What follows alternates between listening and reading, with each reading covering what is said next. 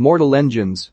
The film starts with the voice of Shrike, Stephen Lang, briefly recapping a devastating event known as the 60-Minute War, in which the Ancient Ones laid waste to the world around them, and those that remained went on to form mobile predator cities that lord over the smaller cities. A young woman named Hester Shaw, Hera Hilmar, lives in a Bavarian mining town on wheels called Salzgicken. The much larger predator city of London goes after the smaller town via the hunting grounds as the wealthy and well-kept citizens of London cheer like it's a sport. The other people in the small town panic, while Hester runs to the front, waiting to be absorbed by London, as she has her eyes set on London's head of the Guild of Historians, Thaddeus Valentine, Hugo Weaving.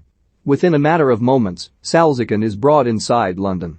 A young apprentice historian named Tom Natsworthy, Robert Sheehan, meets with Valentine's daughter Catherine, Leila George, as they check out London's little museum of old tech, smartphones, toasters, computers, etc., where Tom is sent by his boss, Chudley Pomeroy, Colin Salmon, to pick up some tech. They watch a brief video in which a bioweapon called Medusa was the cause of the destruction brought on by the 60-Minute War. Tom is sent away by the snooping chief navigator named Herbert Maliphant, Andrew Lees, to London's lower level so that he can spend a moment with Kate, but she ends up accompanying Tom to his destination. The people of Salzgicken are brought in for processing. Valentine descends to oversee things as one of the guards assaults a man from the small town. Hester gets closer to Valentine, which Tom manages to see. He calls out to Valentine to warn him, but Hester manages to stab Valentine quickly. She pulls off her scarf to reveal her facial scar and tells Valentine this is for her mother Pandora. Before she can kill Valentine, she is stopped by Tom, who chases her to a waste chute. Hester is about to jump until Tom grabs her wrist. She tells Tom to ask Valentine what he did to her mother and how he gave Hester her scar before she lets herself free of Tom's grip and falls down the chute. Valentine arrives moments after, and Tom starts to ask what Hester meant by what she said.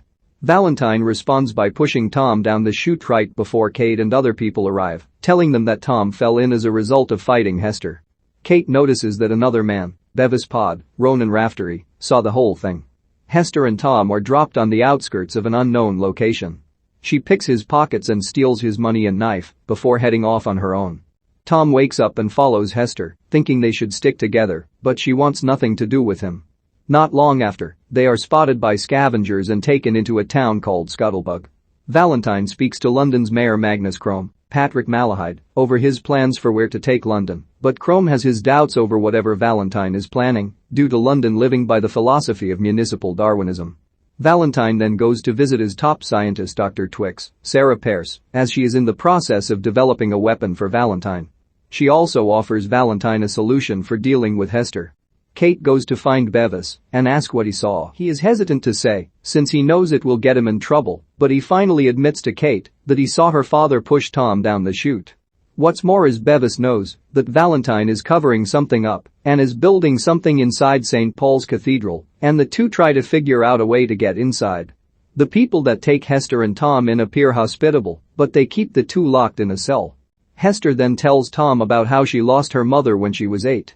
Valentine was good friends with Pandora, Karen Pistorius, and always treated Hester kindly until the day that Pandora and Valentine both found something that Pandora knew Valentine wanted for his own dark purposes. They fought over it, and Valentine stabbed Pandora in front of Hester and slashed Hester's face when she tried to save her mother. Before dying, Pandora gave Hester a necklace with an eye symbol, and Hester escaped. Valentine goes to an offshore prison to find Shrike, who is a half-cyborg half-zombie-like creature who has a history with Hester. He is angry with her for going back on a promise she made to him, and he wants her dead. Valentine destroys the prison and lets Shrike run free to go after Hester.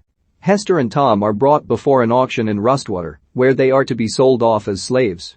When Hester is brought up for purchase, a woman named Anna Fang, Jihae, steps out and claims she will take Hester.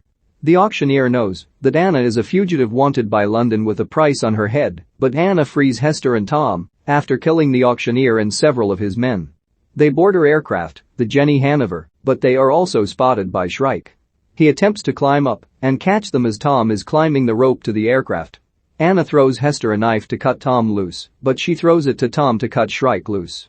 As they flight toward their next destination, Anna talks to Hester and says she knew Pandora and has been trying to find Hester since Pandora's death. Herbert goes to find Valentine to suck up to him by informing him that a cache of old tech has been discovered and Herbert now has Valentine's attention. Hester explains to Tom how she knows Shrike. After running away as a child, Shrike found her and raised her for years like his own. He had always noticed how sad Hester was, and he offered a solution to make the pain go away. Shrike revealed a robotic body he made for Hester so that she can die and be reborn as a machine with no memory of the horrors of her childhood. She almost took him up on the offer until she heard about Valentine being close, so she headed off to hunt him down and left Shrike alone and angered by her deception. Anna brings Hester and Tom to Airhaven, where they meet her partners in the Anti-Traction League.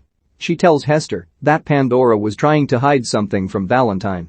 Meanwhile, Kate and Bevis do more investigating by speaking to Pomeroy.